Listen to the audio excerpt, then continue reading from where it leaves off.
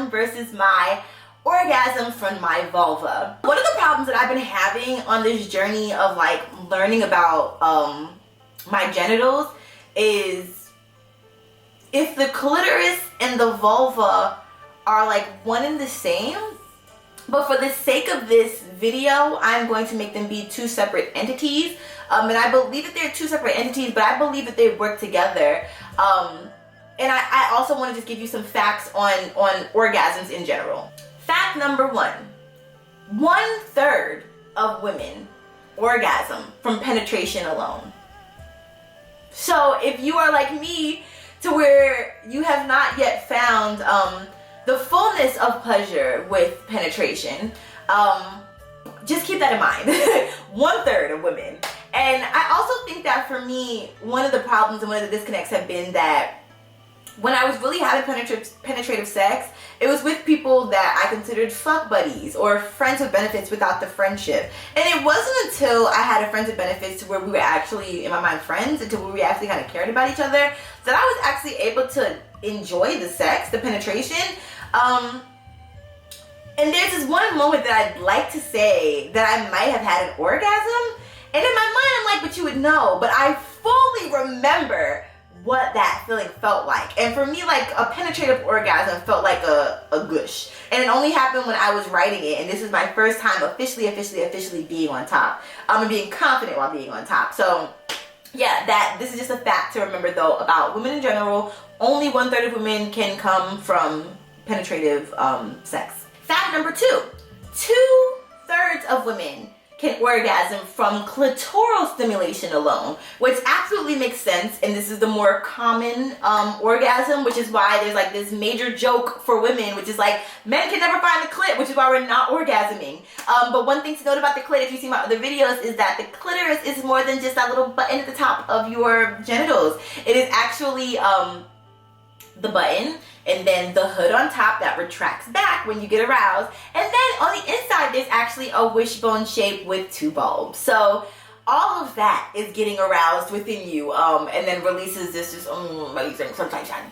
Fact number 3, less than 5% of women are actually inorgasmic, which means that they are unable to orgasm or to reach a climax from any of the ways that they've tried thus far. So it does not mean that it is impossible for them to orgasm. It's just that the ways that they've tried, whether it be penetration or clitoral, just have not worked for them, and therefore they're not able to reach that climax. I've seen a lot of people ask me on my TikTok, like, is something wrong with me if I can't squirt, if I can't orgasm? And no, not at all. There is literally a group of women who are unable to do this, and that's why there are people like me and like Shan and like so many other sexologists, and I feel like I'm a budding sexologist, but we're here to help teach you that there are other ways of intimacy and pleasure that you can feel besides just reaching an orgasm. Okay, now this one, I don't want to say it's a fact because it's really kind of up in the hands of scientists, which all of these have been, but they say that scientists have recently realized that all orgasms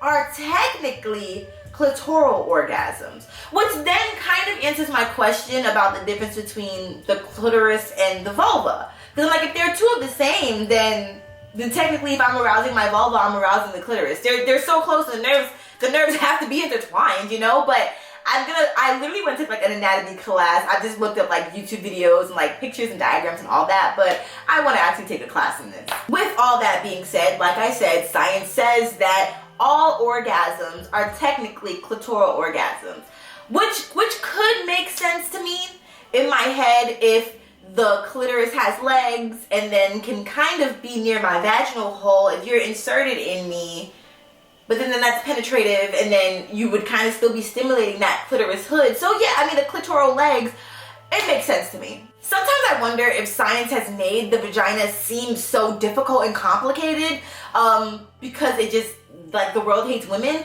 or if the vagina really is just so evolved that it just really does take some mastering of it, and we've made it seem like it should be such a simplified thing, and it's not. I think that it could be either one, to be honest with you. I got trust issues, so that's why I'm kind of leaning towards the other one, but I think that it is some magic, some pure magic happening down there. Now, when it comes to my experiences, I feel like I started masturbating when I was around 13 years old, and I can actually vividly remember my very first orgasm. Back in the day, I used to think that coming was when you get wet.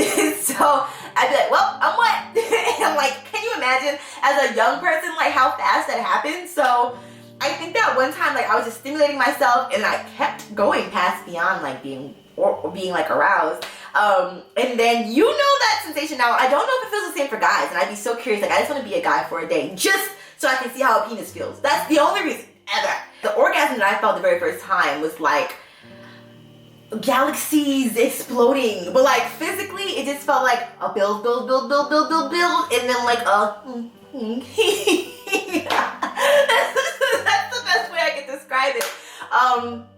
So with all that being said, to me though, because I was using my hand and I didn't really know about the clitoris at that time, I was really focusing on the vulva and like the labia minora and like the inside of my lips and like the outside of my lips, which gave me a totally different sensation. So when I started using vibrators, and you know, you position it kind of in like one spot on your clit, I realized now that I have used a vibrator that I use on my vulva, it is two totally different sensations. For me, the clitoral orgasm was more of a direct, it's like a direct orgasm. It's more direct and intense. And for my vulva orgasm, it's more aloof. And you don't really know, like you feel it building a bit more than you do with your clitoris. But that also then leads me to wonder if me using my hand versus me using a toy make a difference, which it does, but I wonder just how significant the difference is. Like, for instance, I've noticed that when I use my hand, I think that my orgasm actually lasts a little bit longer than when I use a toy. But sometimes, not all the time, but sometimes it can take me a little bit longer to get there with my hands as opposed to the stimulation of a toy. So anyways, I say all that to say that when you are masturbating, somebody asked me in another video on TikTok how to break out of a masturbating routine.